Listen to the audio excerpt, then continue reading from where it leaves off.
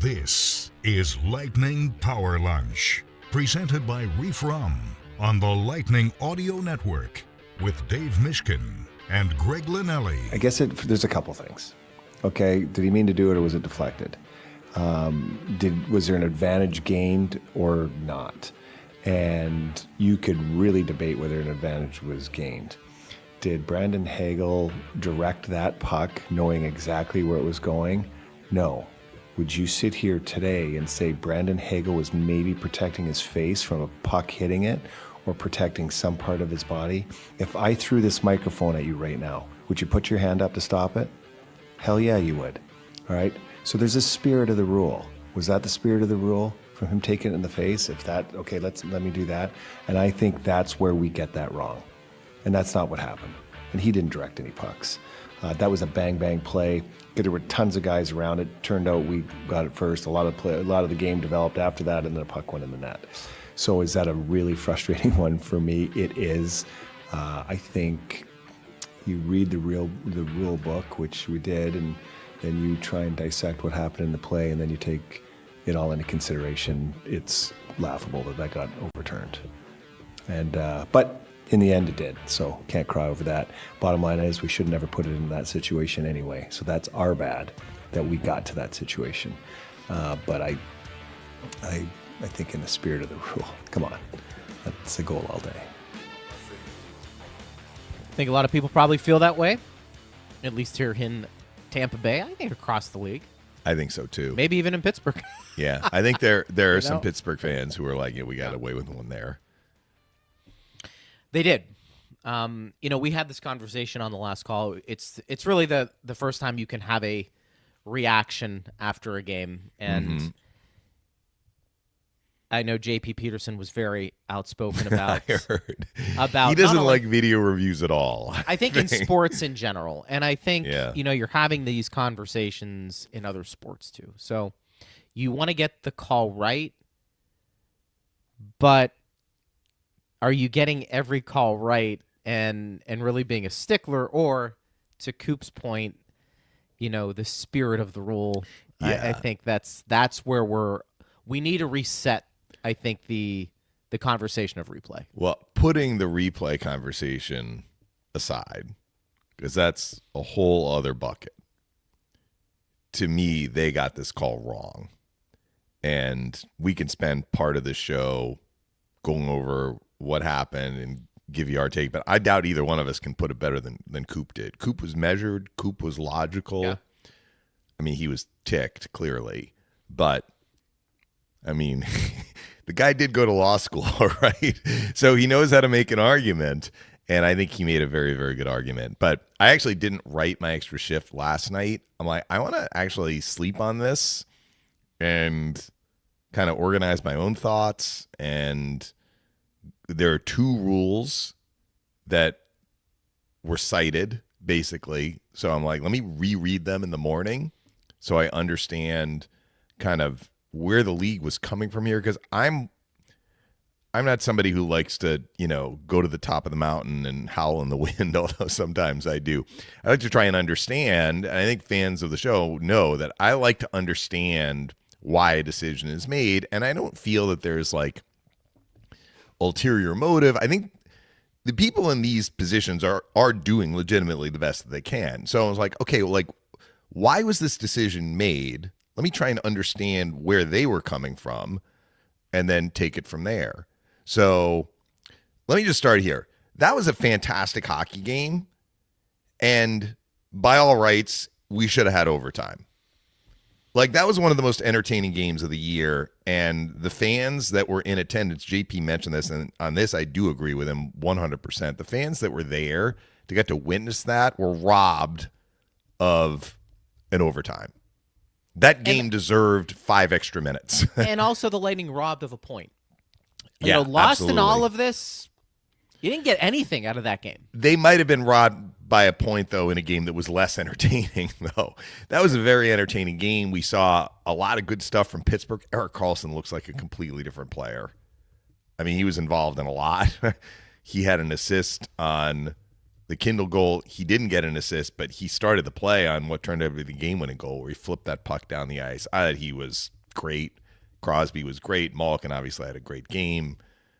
You mentioned Ben Kindle. He's a fine rookie. He had a goal in the game, and the Lightning had some very memorable performances. Kucherov had 10 shots on 19 shot attempts. 90 touches. Did you hear that stat? 90 touches. Somebody's tracking that. Up? Yeah, that's amazing. Touches? Hagel had his own novel in that game. Wow. He had chances at the beginning. He had a critical turnover. He got benched. He came back. He scored 2 goals. He was right in the middle of the hand pass saga. Anyway, that game had a lot. Tristan Jarry was out of this world. I mean, it was a fantastic game. The entertainment value was off the charts. And to get the air taken out of the balloon due to this play stinks. Mm-hmm. All right. Having said all of that, let's get to the play. So there are 2 rules that the league produced. One of them is related to coach's challenge. This is something that nobody has talked about, but it is fairly significant. The Pittsburgh Penguins did not challenge that play. Mm-mm. That was an automatic review, automatic in that the league saw something and they wanted to take a look at it. It was an automatic review that is triggered only in the last minute of regulation. Nikita Kucherov scored the goal that was taken away 5 seconds into that threshold. So if Nikita Kucherov had scored his goal 5 seconds earlier, the league could not have initiated a review. The review would have had to have come from the Penguins. So let's just keep that in mind. And look, had the Penguins challenged, they would have gotten it right because we know how the league ruled on it. But would the Penguins have challenged? We'll get back to that in a second. But it was that close. If Kucherov, the actual hand pass occurred with over a minute left. The actual infraction happened before this threshold kicks in. It's just that the goal was scored with less than a minute. That's why the league got involved. Okay. So here's the first part. I'm going to call it up here. This has to do with the coach's challenge. What you have to understand about what they're looking for in a coach's challenge. This is Rule 38.1. The second one, by the way, we have a graphic, so I won't just be reading it to you. Folks, if you have the video stream, can read along. This one we don't. In all coaches' challenge situations, the original call on the ice will be overturned if, and only if, a conclusive and irrefutable determination can be made on the basis of video evidence that the original call on the ice was clearly not correct. If a review is not conclusive and or there is any doubt whatsoever as to whether the call on the ice was correct, the original call on the ice will be confirmed. The original call on the ice was no hand pass. Now, did they miss it? Did they see it and decided it didn't rise to the level of a hand pass? I mean, Wes McCauley's right there. He's trying to get out of the way of the puck. He's looking at Hagel. Sure. So I think we can presume that McCauley saw something, right? And chose not to call it. So the standard, it's almost like innocent until proven guilty, right? The standard is this has to be rock solid, irrefutable, slam dunk, absolutely no question for them to overturn it. They overturned it, okay? So keep in mind the standard. All right, Steve, let's call up the hand pass graphic if we can. All right, this is the actual rule. This is long, but I'm going to read it. If you're watching on the stream, you can read along, and then we'll break it down. Hand pass 79.1. A player shall be permitted to stop or, quote-unquote, bat a puck in the air with his open hand or push it along the ice with his hand, and the play shall not be stopped unless, in the opinion of the on-ice official, he has directed the puck to a teammate or has allowed his team to gain an advantage, and subsequently possession and control of the puck is obtained by a player of the offending team, either directly or deflected off a player or official. If, in the opinion of the on-ice officials, the puck has deflected off a player's hand and no advantage has been gained by the team, it will not constitute a violation for the purpose of this rule. So there's a lot here. I read it a few times. and I tried to understand it. Okay, to me, can you bring it up again, Steve? There are two sentences here. They are two separate thoughts, okay? First, they're saying, like, just a hand pass doesn't necessarily necessitate a whistle. The reason it would necessitate a whistle is if the player directs it to a teammate. That's the first sentence. Right after that word, unless he has directed the puck to a teammate. Or, in doing this hand pass, he has allowed his team to gain an advantage. That's kind of one bucket. Mm-hmm. The second bucket is the second sentence. The puck is deflected off a player's hand and no advantage has been gained by the team. That's if that happens, there's no hand pass. Okay. So when we watch the replay, Erik Karlsson plays it off the glass. It hits the glass. Hagel is wedged against the boards. He's trying to stop the puck from leaving the zone. Okay. It hits the glass. It deflects toward him. One thing I will take a little exception with from what Coop said when you watch the replay is not going to his face. Like Coop said, if I throw this microphone at your face, it looked like it was kind of going toward his chest. Yeah, but right. He's still like protecting himself. Hagel brings up his left hand to protect himself. It hits the glove, bounces to the ice.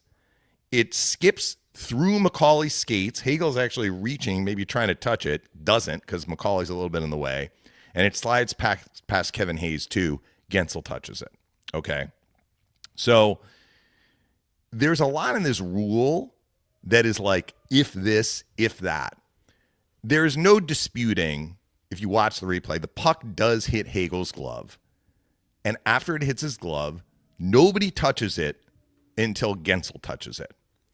So, as I wrote an extra shift, if this is a black and white rule, like offside is black and white. That's why we look at these replays. A guy is a millimeter offside. It's like there's no judgment call there. It's either on or off. If this rule was black and white like offside is, it's a hand pass. Like it hits his glove and then his teammate touches it next. This is not that though. This has all these ifs, whats, it shall be this, if this situation, it should be that, if that situation. This becomes a judgment call, okay? So the first question is, was this deflected or was it directed?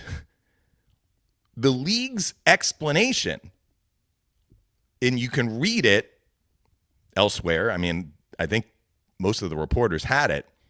The situation room said, it wasn't even Wes McCauley, it was a situation room. They said, Brandon Hagel directed the puck to Jake Gensel.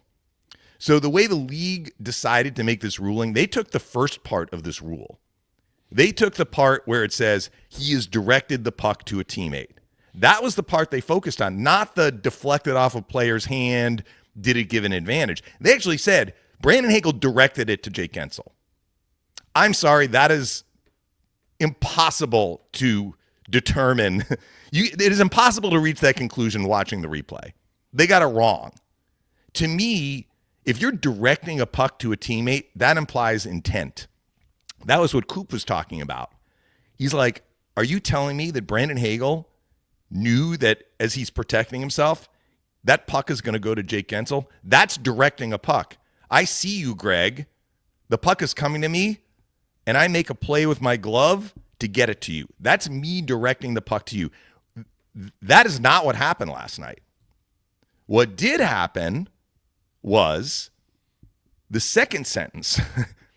The puck deflected off the player's hand. Now, was there an advantage gained? That was the other part Coop talked about. We could argue all day whether an advantage was gained.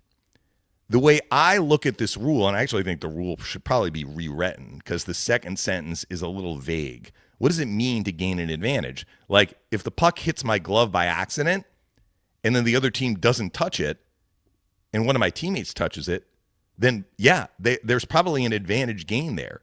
So how do we determine what is an advantage? This is what I kind of wanted to think and marinate on. To me, this is the example of an advantage gained. I'm standing at the offensive blue line. The puck comes at me. I protect myself. It hits my glove and bounces to my teammate who has a lane to the net and scores. He got a breakaway because it hit my glove. Or I'm standing at the side of the net. Somebody takes a shot. It hits my glove, drops to the other side of the crease, and the guy has an open net and puts it in. That, to me, would be accidental, but an advantage gained. And if we're going to pull it back even more and use what we often say, the 30,000-foot view, like, why is this even a rule? Like, why do we have a hand pass violation? Well, players are supposed to play with their sticks, right? You can do a lot with your hand if you take your hand off your stick, right? You can glove a puck down. You have, wingspan advantage. Like, you shouldn't be able to use your hand to make a play. That's really the spirit of the rule, which is what Coop is talking about, which is why they have this rule written as directing a puck to a teammate. You're intending to use your glove to make a play. They don't want that to be allowed, and I get that. But they're like, well, what happens if it hits the glove and some weird thing happens and the team gets a tremendous scoring chance as a result on a bang-bang play?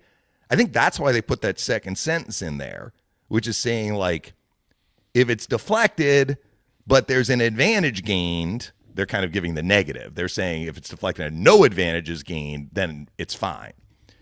That's what I think. I think actually the spirit of the rule is you shouldn't really be able to use your hand to make a play. And if it hits your hand and creates a scoring chance for your team, we're going to say that's not okay either.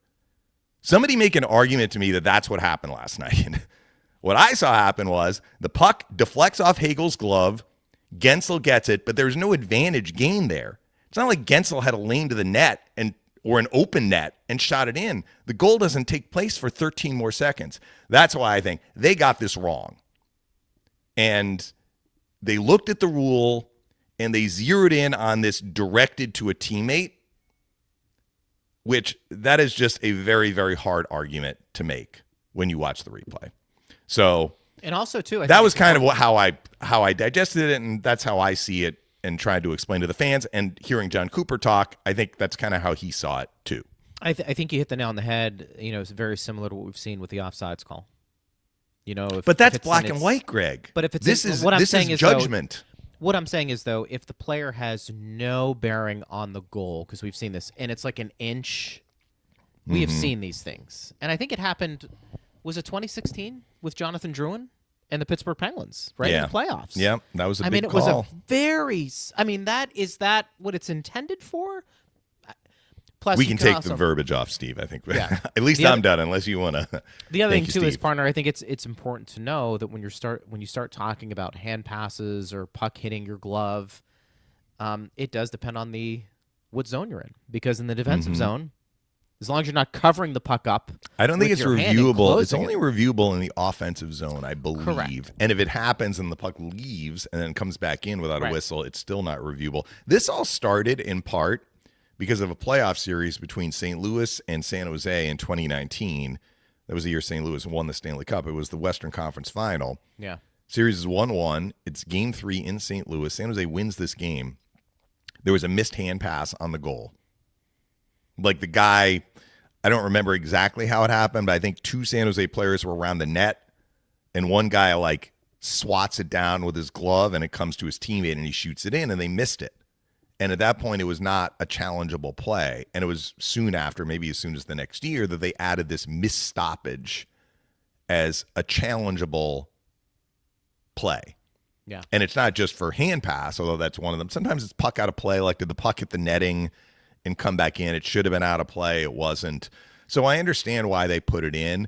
I think they missed it, though. I think that they did not use the rule and apply it to the play that happened on the ice. And that's why John Coop, if this was black and white and it's like, touched his glove, teammate touched it next, Coop's like, I don't like the rule, but that's the way it is.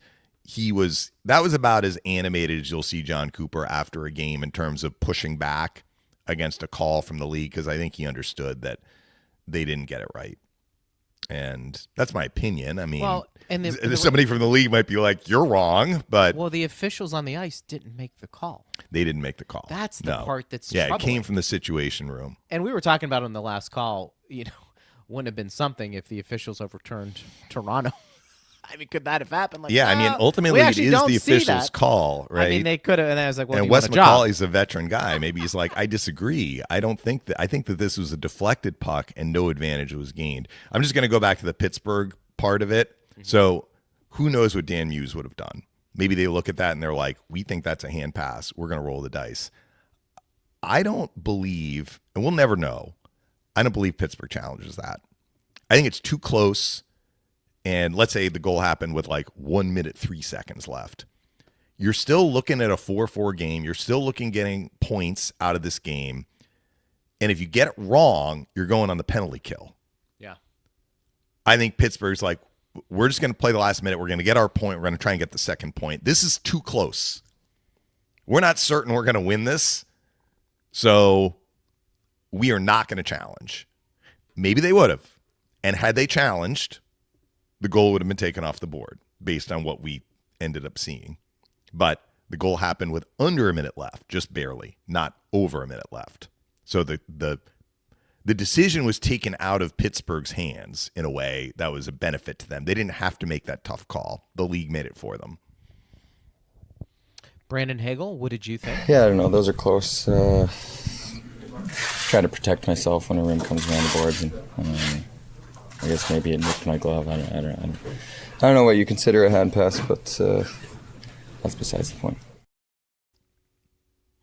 That's the You can point. tell. That is the point, though. I mean, beside the point to the overall game, but what do you consider a hand pass?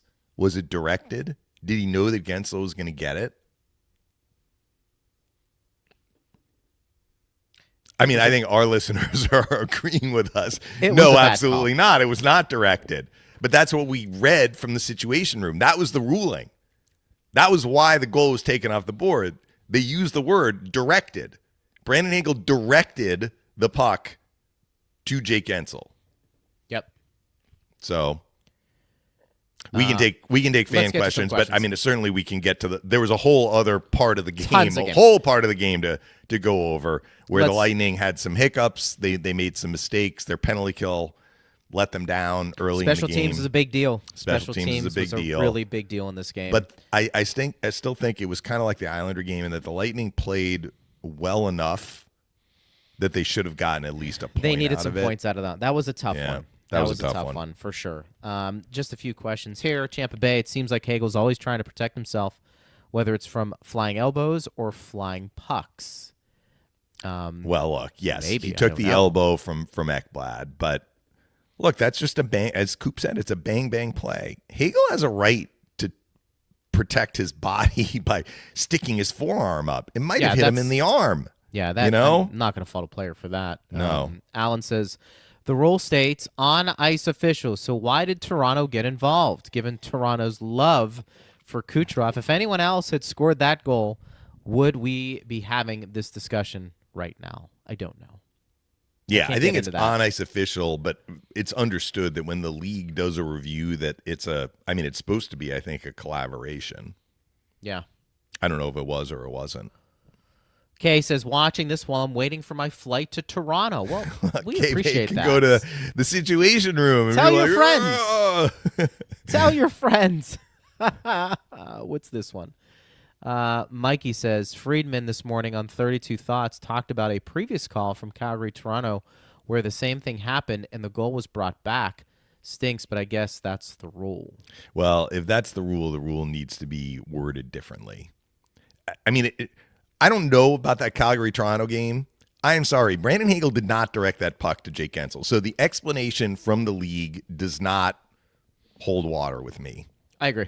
And I think a lot of people around the league, I saw the Spit and Chicklets. There was a clip of 4 of them watching it in time. And Ryan Whitney was like, before the ruling, he's like, there's no way that this is coming off the board. And he was like astonished. And it's kind of like, if it looks like a duck and it quacks like a duck, how can it not be a duck? And the league is like, that's not a duck. You know, I think a lot of people are looking at it and being like, what are we doing here? It's like a this hawk. is, yeah, like this It's is a penguin. This is not the spirit of the hand pass rule. Right. I am with you on that. Greg says, thanks for the show, guys. That one was very disappointing. My main question is, did Pittsburgh really challenge that? You can't stop play to initiate a review in under a minute.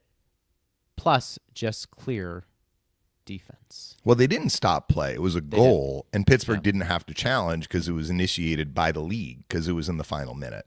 Somebody in the league saw that it was close. Yeah. And were like, we need to look at this. The league has always given the Penguins favorable calls. They're just one of the league's precious teams for whatever reason. You could probably have a bunch of arguments to the contrary, Greg. I'm sure there have been calls that have gone against the Penguins through the years. They have. I mean, it's... Yeah. But I get the frustration there. Mikey also says the league initiates a review Yes. with under a minute to play. Yes. That's why I was like, if Kucherov scored that with 1:01 left, we're looking at a whole different dynamic of whether this thing even gets looked at. FKA says Lightning shouldn't have dug a 4-goal hole for themselves, but that's one of the worst calls I've ever seen. Toronto must have had money on the game. Absolutely disgusting, a disgrace, sickening. Well, come on. I don't think Toronto had money on the game. I think that somebody from the league office and, I think JP was saying like some nerd with, at a desk. And it's like, look, I'm a little bit of a nerd. I didn't take offense at that. I don't know if it was a nerd at some dork at a desk, like JP said. It may have been Colin Campbell. Like it may have been. Wait, don't bring his name up here on the show. In the Situation Room. Yes, I won't invoke that name again. Please don't. I get nightmares about that. But they felt that they were doing the right thing. Yeah, I disagree. So. I'm a huge proponent of calling the rule book, and I'm okay with all of the replays on offsides. However, I agree with Dave. The hand pass rule gives refs interpretation on if it was intentional, provides an advantage, which it didn't, in my opinion. That said, good pushback by the Bolts. However, I feel this game was one of the first where I really felt we missed Heddy and McDonough. Also, don't know how we get Bjork going, but he needs a reset. All right, so let me just address this one thing. Then I do want to get to the Bjorkstrand question. The way I would rewrite the rule. You're going to let me be rule book author for a day. This is how I would rewrite the rule. Because, once you get into intent, it starts to get a little fuzzy, right? But we have intent in other areas, like the kicked in puck. There is a standard there, like the distinct kicking motion that's a little bit interpretive, but I think they understand, like if you're swinging your leg, that's coming off the board. Yeah. If it hits your skate, and even if you angle your skate, it's okay.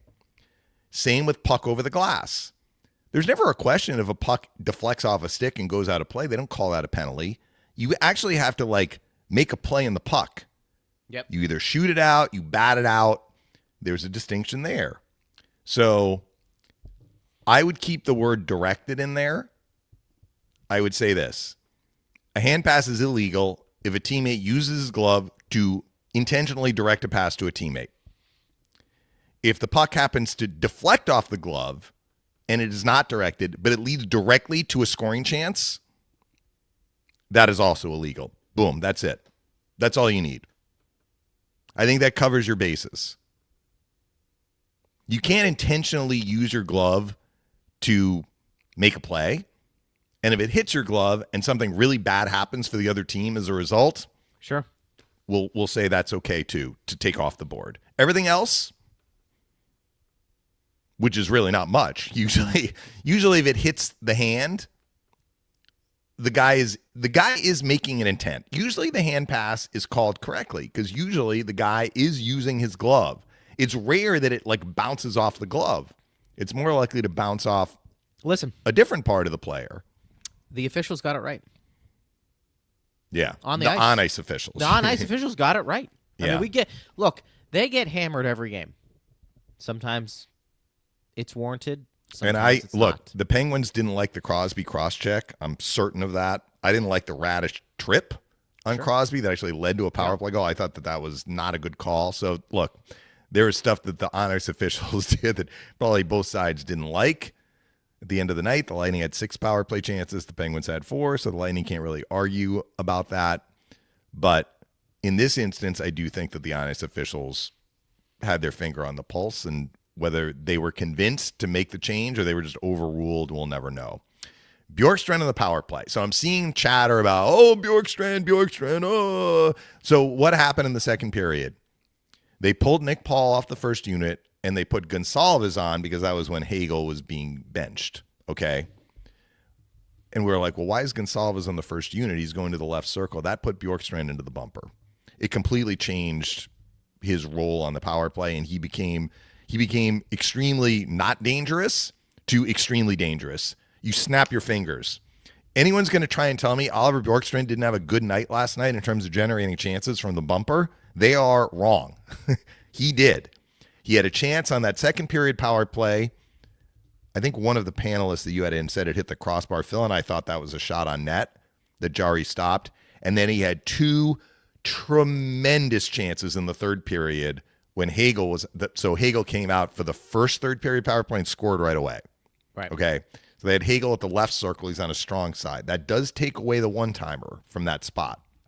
But the Lightning's power play, this is their sixth and final power play when it was 3-2. It looked good. They had Hagel on the left. But they had Radish open for a one-timer at the point. They had Kucherov open for a one-timer at the right circle. They had Gensel goal line extended. They had Bjorkstrand in the bumper. They got the puck to Bjorkstrand twice. Once Jari made a tremendous save on him. The other, Connor Clifton makes a desperation lunge with his stick. It's going into an open net, hits the shaft of his stick and goes over the crossbar. That was unlucky. So by my count, the power play in which Hagel scored was like almost right away, right? Although I guess they carried 26 seconds of that or 24 seconds through the end of the second period. But basically, once they moved into the bumper, Oliver Bjorkstrand had three super dangerous chances.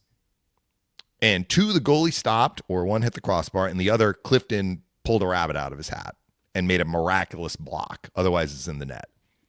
So I don't know what's going to happen moving forward, but that's the Bjorkstrand spot. What does that mean for Braden Point? I don't know.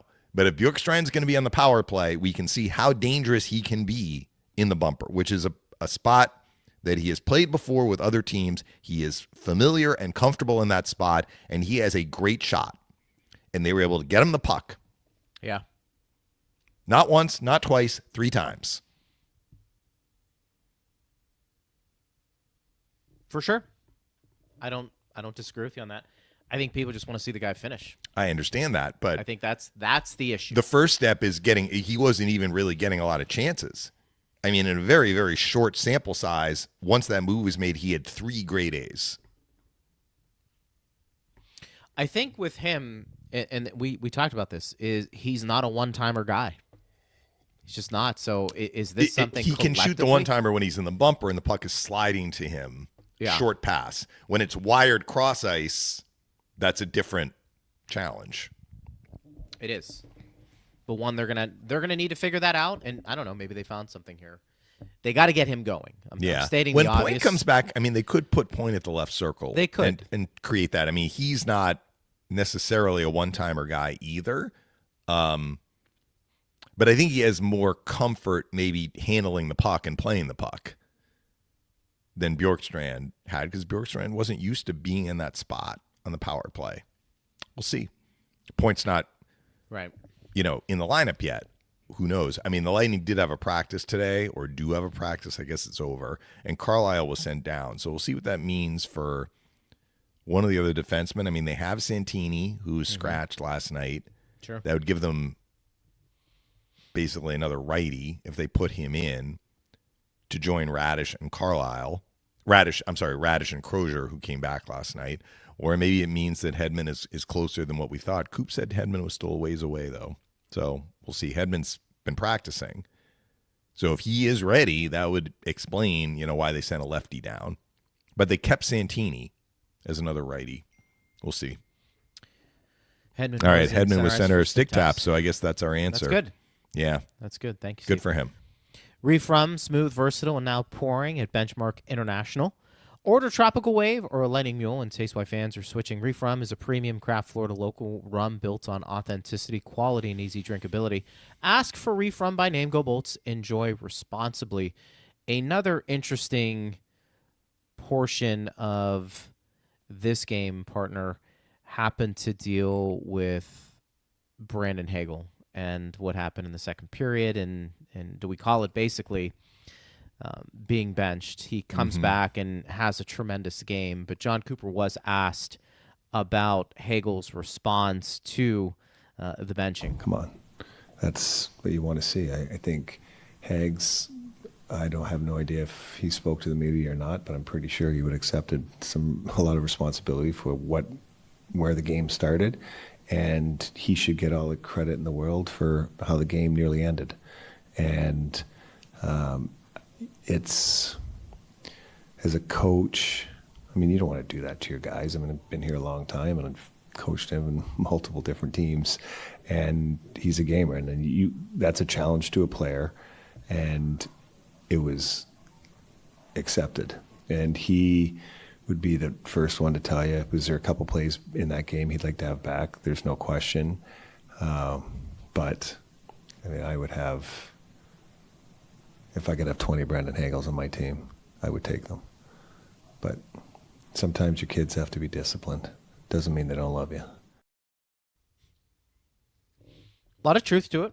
Yeah. And, Chief and Brian can speak to this as former players, that when you do hold your star players accountable, it does resonate in the locker room. You got to shift on the penalty kill. So that was the kill in which the Penguins scored their third goal and Kindle scored. So it was not a full 2-minute power play. That was the only shift he had after the turnover.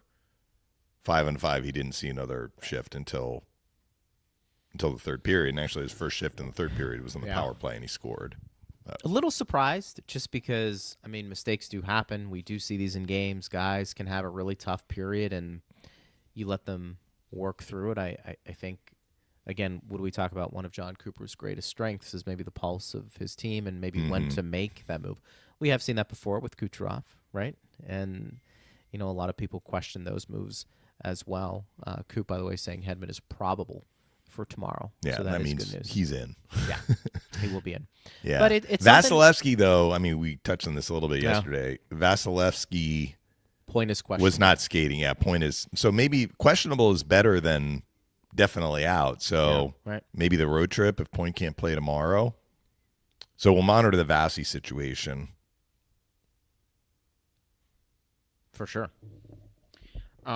Johansson played pretty well. I mean, I was asking Phil about the Koivunen goal. He's like, that's a great shot. First NHL goal. I mean, sometimes they're like going off a leg, right? That was a laser into the top of the net. He had the Malkin breakaway. He had the Kindle tip. And then Malkin gets the tic-tac-toe play on basically an open net and scores. Those are the 4 goals he allowed. So if he gets to start again tomorrow, hopefully he bounces back. But I didn't think he had a bad game last night. Chief actually thought he played that goal incorrectly. That you need the fourth goal? The Koivunen goal. Oh, the Koivunen goal. Where you need to be more looking to the side that has more of the net.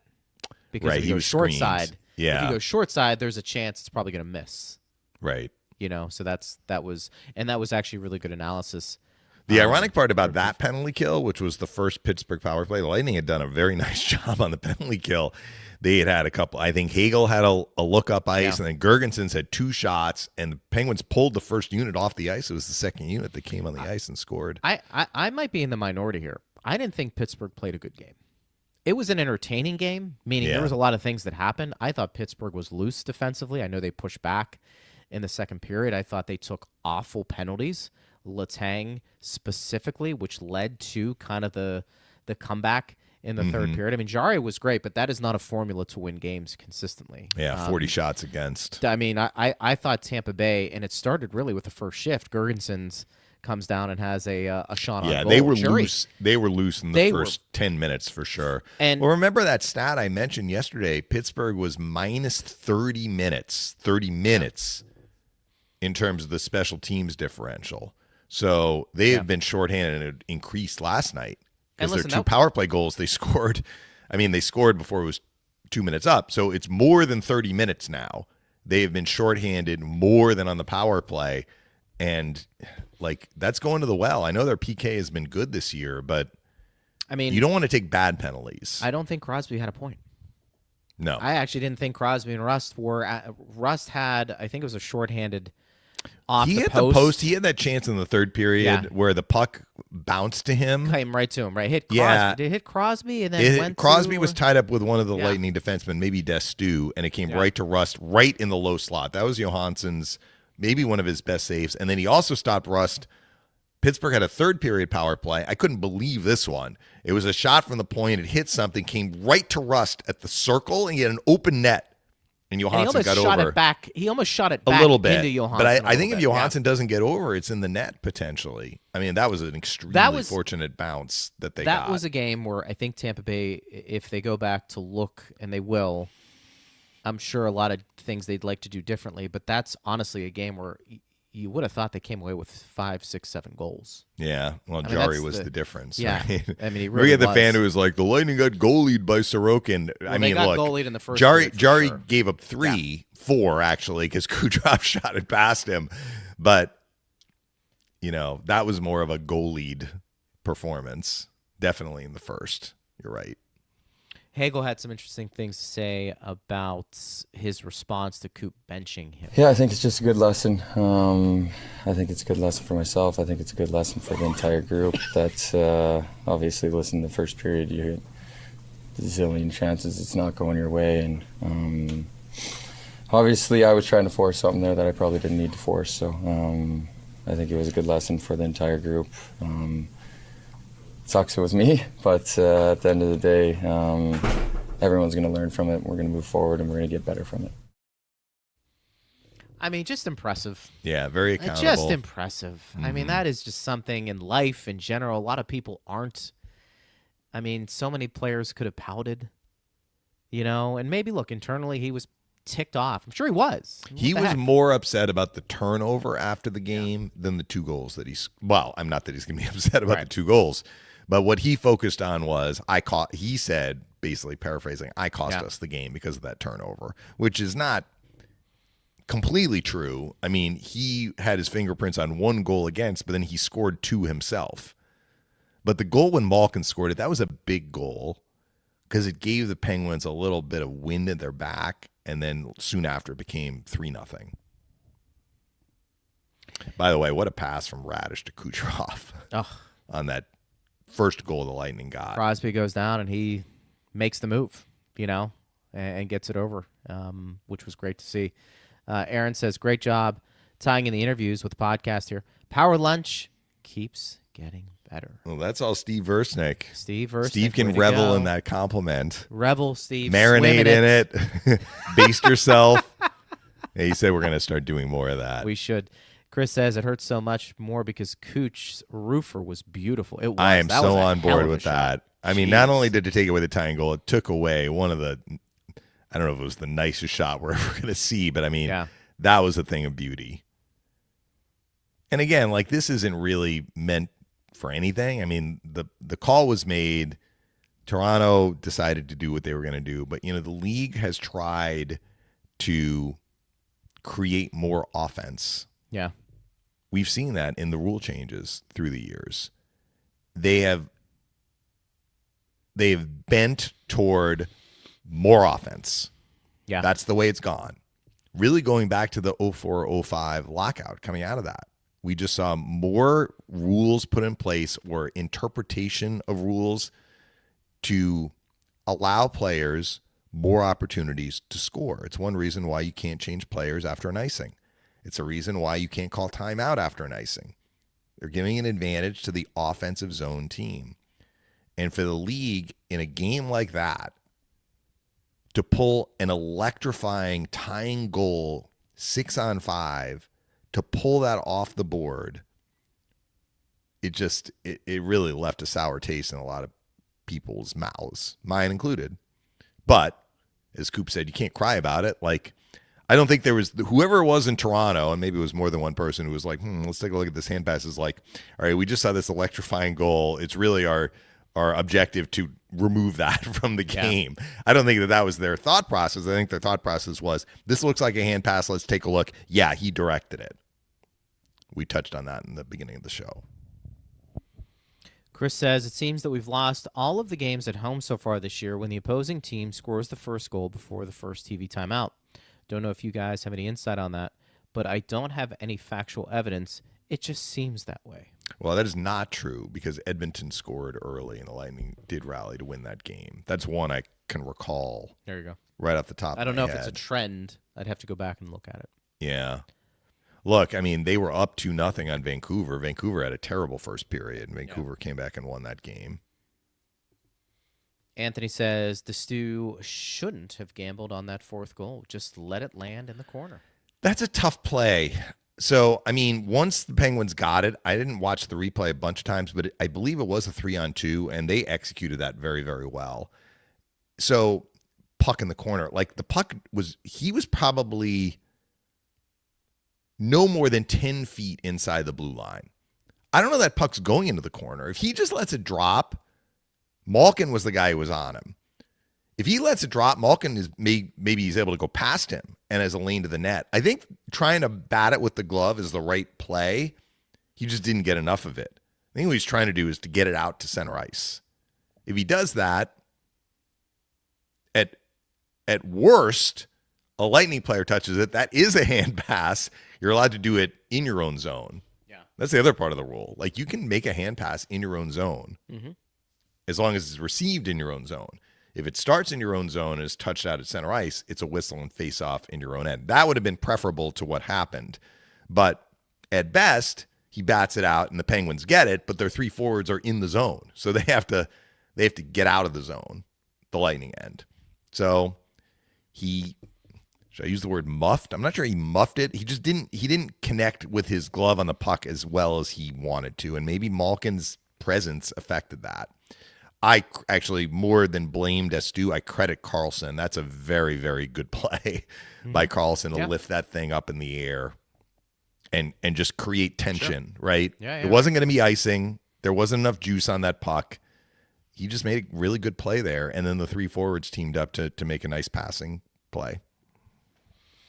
Alan says the Islanders better watch out Saturday. Something like this could put a burr in the Lightning saddle. Hopefully we see Saturday. Kuch has 3 goals and 4 assists. Kucherov is dealing right now. I mean, yes, he had a slow start to the year. He had that stretch around the time he got 1,000 points that he had a little bit of a burst, and then he kind of, for him, sagged. But since he's been with Hagel and Cirelli, he has picked it up, and I think it's not just that he's getting points now. In some ways, he is becoming the most dangerous player on the ice every game. We can see it, right? He's just dictating. He's finding seams with the puck. He's finding seams to pass. He's looking to shoot. Very, very dangerous. Hopefully he can keep it going. Nick says, I do think the puck bouncing to Gensel was technically a small advantage. I'm surprised they didn't go with that logic. All right, so... yes, and I thought about that. So that's why I don't like the terminology, the way it's phrased in the rule. Like, so give me an example when it's not an advantage.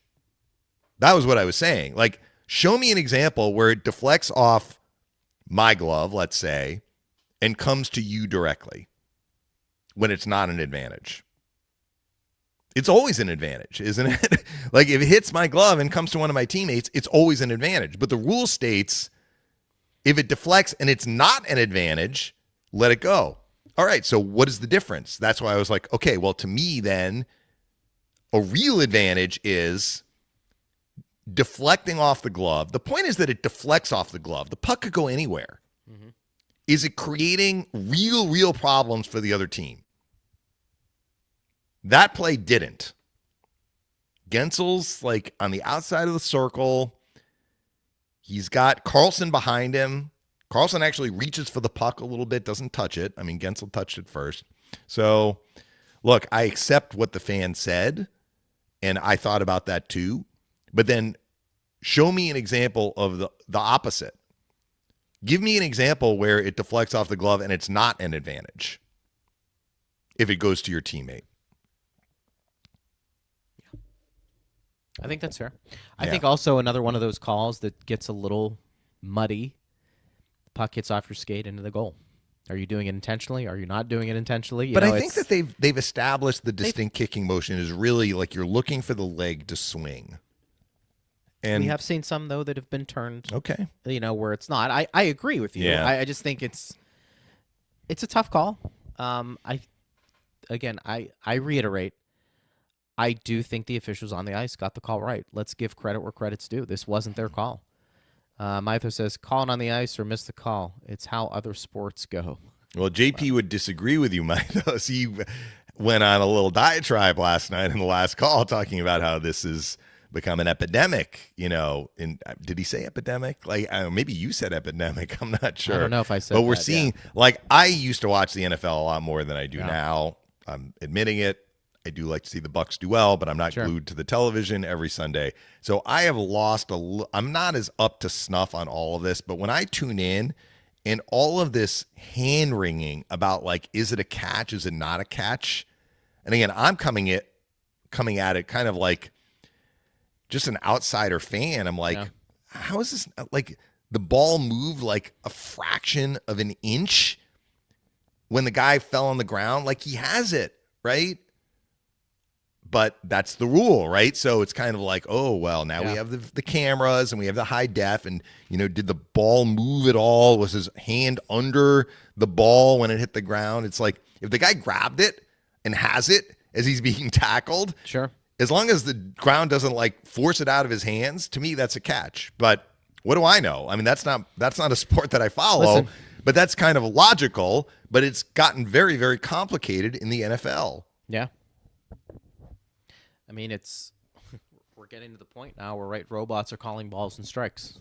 I mean, that the human element of the game is slowly being exterminated in many ways, and some people want that human error element back. I think there's a balance. Like a lot of things, you got to use some common sense too. Yeah. Evelyn says, how many times this year has Cooch had a goal taken away? 3. 2 run offside. Yeah. But again, those were black and white. This one to me wasn't, because it was a judgment call. Had a question here. I got to find it, but it did deal with Curtis Douglas and his fights with Boko Imama. And basically, is this basically what Douglas is going to be doing game in and game out? Get that token fight, play for 2 to 3 minutes. And I think that's an interesting question, particularly at the forward position, when you have maybe some options that can play on a more regular basis. Because the Imama thing, that was staged. I mean, they chatted, I guess, yeah, but I mean, or during warm-ups. Guys circle around. I mean, you knew that was going to kind of happen. Yeah. And okay.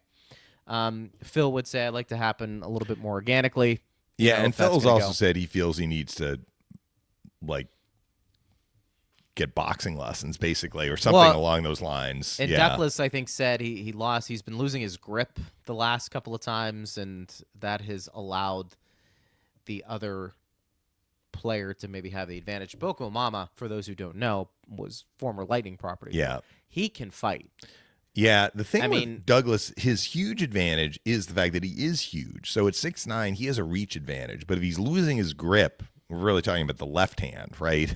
Where he's grabbing the other guy. If the other guy can get inside position on him, then he loses his reach advantage. I don't know. I mean, I kind of said at the start of the year, if he's only going to be playing, 3 to 4 minutes, I'm not sure if that is really something the Lightning want to sustain, but they have done it. Yeah. And right now they only have one extra forward. It's Jack Finley. And they're kind of set at center. So right. I mean, Point is questionable. Point is coming back fairly soon. The other side of this, and this is the stuff that we're not seeing like a tangible result, having Douglas in the lineup could act as a deterrent and allow the Lightning to have, quote unquote, more room, right? Or when you're playing the Panthers, keep the Panthers honest, essentially. And, we felt that was actually the case when it was Sabourin, Finley, and Douglas as a line in the game at Florida. Right. And they had a very, very good game. And they also kind of kept the Panthers quieter in terms of the extracurriculars. I don't know. I mean, I don't know what to make of the hard stage to judge. fights. There have been a couple of them recently. He fought, Delorier, and he fought, Imama. Delorier and Imama, the last two, tough guys. And he fought Wilson. Yeah. I mean, they know how to handle their business. I'm not saying Douglas doesn't, but I think his biggest advantage right now is his height. I'm not sure it's his fighting ability. I think that's what people were bringing up now. Yeah. They're kind of seeing this, and they're saying, okay, like his first fight with the Lightning was a good one. Yeah. McDermott with Ottawa. You could see some Yeah. You could see some connects, right, and it looked good. But I think, and listen, to his credit, to a degree, he's fought three of the tougher players in the National Hockey League. But Imama hasn't been in the NHL a lot. He's been in No, the but I mean, minors, like- and so is Douglas. So Douglas has fought in the minors. It's not like he's new Well, and I to think fighting. he said did he say he played with Imama? Or knows I mean, he referenced him. Yeah. Like, so I think there's history there in the Imama minors. played in the Quebec League, I want to say. He 'Cause he was referenced teammates with Matthew Joseph, I want to say. Yeah. I don't know where they would have crossed paths. Maybe out west. I think maybe, it might have been. Imama played out west. Was it in for a Arizona? little bit. It might have been in the minor leagues. Maybe. Right? I Well, think they that would have might been in the same organization. So that's then. I think that's kind I of lost where, track of Imama after he left the Lightning, and Yeah. then when he got to Pittsburgh, I lost track of what happened Whatever to happened him in between there. In between. Right. But he does have a history of being a tough dude in the minors for sure. Anyways, I think that's going to be an interesting question. Dominic James, Gage Gonsalves, these players are going to continue to come up in terms of production, ice time. Where are they going to be? I think James. I thought he had a pretty good game. I feel last like night. he was closer. Yeah, he had that some 2-on-1 looks. with Gensel. Gensel got on the Yeah. puck. That was when Hagel was not seeing the ice, and James was out there with Gensel. Gensel got him the puck, and it was a little bit in his skates. He couldn't quite finish. He drew a penalty. Was it on Wotherspoon, I think? Maybe Carlson. No, it was Wotherspoon. He drew the penalty on Wotherspoon. Yeah. So, look, he's got to keep plugging away. I think this is normal and natural. Whether he'd scored, 1 goal in his first 10 games and now he has 2, or he'd scored 7 goals in his first 10 games, like at some point, getting acclimated to the rigors of the pro game and the NHL game, like you're going to have to maybe take a step back before you take 2 steps forward. Getting injured probably didn't help him. I'm talking about James. But last couple of games, like you wondered if that goal he scored against the Islanders would help him. I thought he had a fairly noticeable game last night. Yeah. In a good way. Yeah. For sure. Tomorrow, we'll see how it plays out. Yeah, for the Islanders Lightning. handed the Avalanche just their second regulation Yeah. loss. A little surprised. Huh? They scored 6. So, I mean, they were struggling a little bit to score. They didn't generate a lot against the Lightning. The earlier games in their homestand, they were generating but not scoring. Last night, they scored. We'll see what happens. They've won 2 in a row now, and the Lightning have lost 2 in a row in regulation. So the Lightning definitely want to end this streak before they head back on the road for 4 straight starting Monday. Yep. Well, we had an entertaining game last night. I think everybody who went to that enjoyed it outside of the outcome for sure. And the Lightning want to get back on track here and snap this mini 2-game slide. I think that's the other thing that a lot of people are going to be looking at. They've played hard, though, these last 2 games. They haven't played perfectly, which is why they've had some mistakes. Their penalty kill let them down a little bit last night against a very good power play. I mean, it's no fluke that the Penguins went 2 for 4. They came in number 1 in the NHL. But just enough has gone off the last couple of games. The Lightning have not been able to get points, but like their urgency level, their work ethic, like the things that you want to see have stayed fairly high, right? So let's see them put their work boots on again and hopefully get a better result against the Islanders tomorrow. That's all we can ask for. Yeah. We'll go from there. And All right, welcome partner. back Victor Hedman, apparently. Victor Hedman. That'll be a lot of fun. Great job, partner, as always. You too. And I will see you at the rink tomorrow. Thanks to Steve Versnick for all he does, Jared Johnston as well, and everybody who listened this week and obviously today's show. We appreciate you guys. I am Greg Linnelli. You've been listening to Power Lunch right here on Lightning Radio.